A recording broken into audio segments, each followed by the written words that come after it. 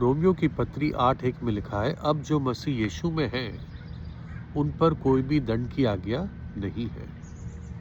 पहला थिस्सलुनीयों 1:10 में लिखा है कि उस की हम बाट जोते रहें जिसको परमेश्वर ने मृतकों में से जिलाया, अर्थात यीशु जो हमें आने वाले प्रकोप से बचाता है। प्रभु यीशु हमें आने वाले प्रकोप से बचाता है, जो इस संसार पर भयानक 7 वर्ष का महाक्लेश आने वाला है, और जो पापी के लिए, जो पाप में मरता है, जो उस पर प्रकोप नरक के अनंत काल के भयानक आग में, दंड में मिलता है, उससे प्रभु यीशु बचाता है।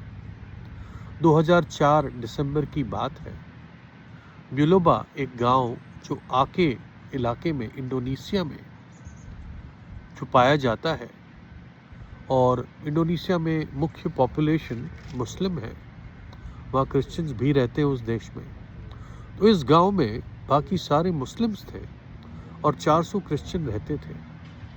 इन्होंने डिसाइड किया कि हम क्रिसमस सेलिब्रेट करेंगे 25 दिसंबर को, और उन्होंने तैयारी शुरू करी। मुस्लिम्स ने ऑब्जेक्ट किया कि हरगिज़ नहीं, क्योंकि वो परमेश्वर के पुत्र यीशु को एक्सेप्ट नहीं करते। बाकायदा ये कहते हैं कि ये एक कुफ्र है कि उसको परमेश्वर का पुत्र कहा जाए। उन्होंने कहा तुम्हें सेलिब्रेट करना ही है, मनाना है तो गांव के बाहर जाओ, वो पहाड़ है वहाँ पर सेलिब्रेट कर लो।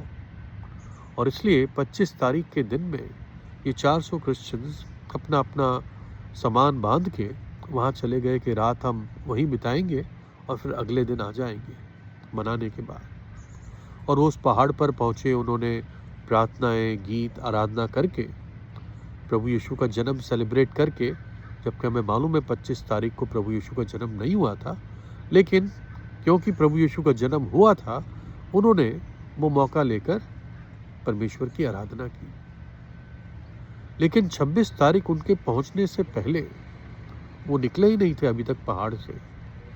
सुबह 8 बजे के 1-1.5 मिनट पहले एक सुनामी ने म्युलोबो गांव पर और आसपास के इलाकों में, इंडियन ओशन में, उस गांव को चपेट में ले लिया। 2,30,000 लोग मारे गए, और वहाँ के लोगों ने भी एहसास किया हमने इन क्रिश्चियन के साथ गलत किया था, हमारे साथ ये हुआ। वो 400 के 400 लोग बच गए। एक और पहाड़ है जिसका नाम कलवरी है। प्रभु यीशु ने वहाँ पर क्रूस पर अपना प्राण दिया। आप वहाँ पर जाकर आश्रय पा सकते हैं। बस अपने पापों से पश्चाताप करें और यीशु मसीह पर विश्वास करें।